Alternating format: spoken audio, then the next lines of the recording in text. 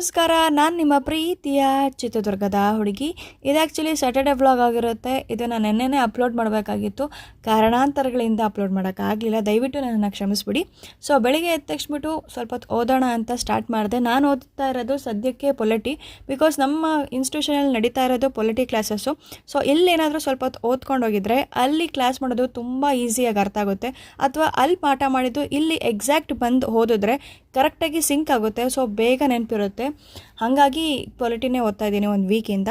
So polity ಸ್ವಲ್ಪ ಹೊತ್ತು ಓದ್ಬಿಟ್ಟು ಮತ್ತೆ ನಮ್ಮ ನಡೆ ಟಿಫನ್ ಆ ಕಡೆ. ಸೊ ಟಿಫನ್ ಮಾಡಿಬಿಟ್ಟು ಸ್ವಲ್ಪ ಹೊತ್ತು ಹರಟೆ ಹೊಡೆದು ಅಲ್ಲೆಲ್ಲರ ಜೊತೆನೂ ನೆಕ್ಸ್ಟು ನಾನು ಕ್ಲಾಸಿಗೆ ಅಟೆಂಡ್ ಮಾಡಿದೆ. ಸೊ ಕ್ಲಾಸಲ್ಲಿ ಈಕಿ ನನ್ನ ಕ್ರಷು ಸಿಕ್ಕಾಪಟ್ಟೆ ಚೆನ್ನಾಗಿ ಓದ್ತಾಳೆ. ಹಂಗಂತ ಫ್ರೆಂಡ್ ಮಾಡ್ಕೊಂಡಿದ್ದೀನಿ ಅಂತ ಅಲ್ಲ, ಚೆನ್ನಾಗಿದ್ದಾಳೆ ಅಂತ ಫ್ರೆಂಡ್ ಮಾಡಿಕೊಂಡೆ.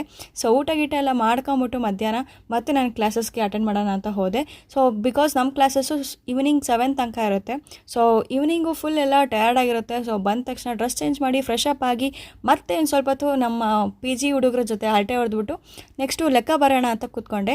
ಇದೊಂದು ನಿಮಗೆ ಒಂದು ಕಿವಿ ಮಾತು, ನೀವು ಏನೇ ಖರ್ಚು ಮಾಡಲಿ ಏನೇ ಇರಲಿ ದಯವಿಟ್ಟು ಅದನ್ನು ಲೆಕ್ಕ ಬರೆದಿಡ್ರಿ. ಬಿಕಾಸ್ ನಮಗೆ ಎಷ್ಟೇ ಅಮೌಂಟ್ ಇದ್ದರೂ ಕರೆಕ್ಟಾಗಿ ನಾವು ಖರ್ಚು ಮಾಡಲಿಲ್ಲ ಅಂದರೆ, ಅಥವಾ ನಾವು ಕರೆಕ್ಟಾಗಿ ಲೆಕ್ಕ ಇಡಲಿಲ್ಲ ಅಂದರೆ ನಮಗೆ ಎಷ್ಟೇ ಅಮೌಂಟ್ ಇದ್ದರೂ ನಮಗೆ ವೇಸ್ಟ್ ಅಂತ ಅನಿಸ್ಬಿಡುತ್ತೆ, ಅಥವಾ ನಾವು ಅನಾವಶ್ಯಕವಾಗಿ ಖರ್ಚು ಮಾಡ್ತಾಯಿದ್ದೀವಿ ಅಂತ ಅನ್ನಿಸ್ಬಿಡುತ್ತೆ. ಸೊ ಹಾಗಾಗಿ ಊಟ ಮಾಡ್ಕೊಂತ ವೆಬ್ ಸೀರೀಸ್ ಒಂದಿತ್ತು, ಶಾಲಿನಿ ವುಡ್ ಅವ್ರದ್ದು.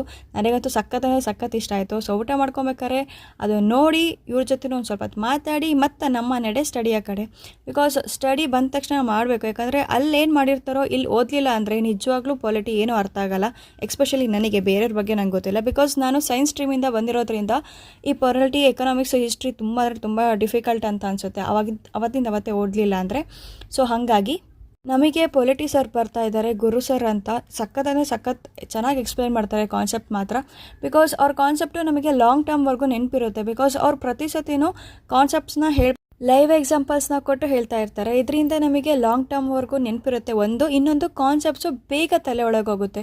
ಬಿಕಾಸ್ ನಮಗೆ ನಾವೇ ಓದಿದಾಗ ಅಷ್ಟು ಕಾನ್ಸೆಪ್ಟ್ಸ್ ಹೋಗಿರಲ್ಲ. ಅವರೇ ನಮಗೆ ಪಾಠ ಮಾಡಿದಾಗ ನಮಗೆ ಓದಿರೋದಕ್ಕೂ ಅವ್ರ ಪಾಠ ಓದಿಸಿರೋದಕ್ಕೂ ತುಂಬ ಡಿಫ್ರೆನ್ಸ್ ಇರುತ್ತೆ. ಬಿಕಾಸ್ ನಾವು ಎಷ್ಟೋ ಕಾನ್ಸೆಪ್ಟ್ಸ್ನ ಹಾಗೆ ಬಿಟ್ಬಿಟ್ಟಿರ್ತೀವಿ, ಇಂಪಾರ್ಟೆಂಟ್ ಅಲ್ಲ ಅಂತನೋ ಅಥವಾ ನಮಗೆ ಅರ್ಥ ಆಗಿಲ್ಲ ಅಂತನೋ ಏನೋ ಒಂದು ರೀಸನು. ಆದರೆ ಅವರು ಕರೆಕ್ಟಾಗಿ ಪಾಠ ಮಾಡೋದ್ರಿಂದ ನಮಗೆ ಕರೆಕ್ಟಾಗಿ ಒಂದು ಲೈನ್ ಸಿಗುತ್ತೆ. ಸೊ ಅದು ಇಂಪಾರ್ಟೆಂಟು. ಇನ್ನು ಸ್ಟಡಿ ಟಿಪ್ ಏನಪ್ಪ ಅಂತ ಅಂದರೆ, ನಿಮ್ಮ ಕ್ಲಾಸಲ್ಲಿ ಏನು ಮಾಡಿಸಿರ್ತಾರಲ್ಲ ಅದನ್ನು ಜಸ್ಟ್ ಒಂದು ಸಲ ರೂಮಿಗೆ ಬಂದುಬಿಟ್ಟು ಅಥವಾ ಲೈಬ್ರರಿಗೆ ಹೋಗ್ಬಿಟ್ಟು ಜಸ್ಟ್ ಒಂದು ಸಲ ಗ್ಲ್ಯಾನ್ಸ್ ಮಾಡಿ ಸಾಕು, ನಿಮಗೆ ಹಿಡಿತ ಸಿಗುತ್ತೆ ಸಬ್ಜೆಕ್ಟ್ ಮೇಲೆ. ಇಲ್ಲಾಂದರೆ ನೀವು ಕಂಪ್ಲೀಟ್ಲಿ ಮರ್ತೇ ಹೋಗ್ಬಿಟ್ಟಿರ್ತೀರ, ಮತ್ತು ನೀವು ಇನ್ನೊಂದು ಸಲ ಕರೆಕ್ಟಾಗಿ ಕೂತ್ಕೊಂಡು ಓದ್ತೀನಿ ಅಂದರೆ. ಸೊ ಹಾಗಾಗಿ ಅವತ್ತೇ ಓದೋದಕ್ಕೆ ಟ್ರೈ ಮಾಡಿ. ಸೊ ಗುಡ್ ನೈಟ್, ಶುಭರಾತ್ರಿ.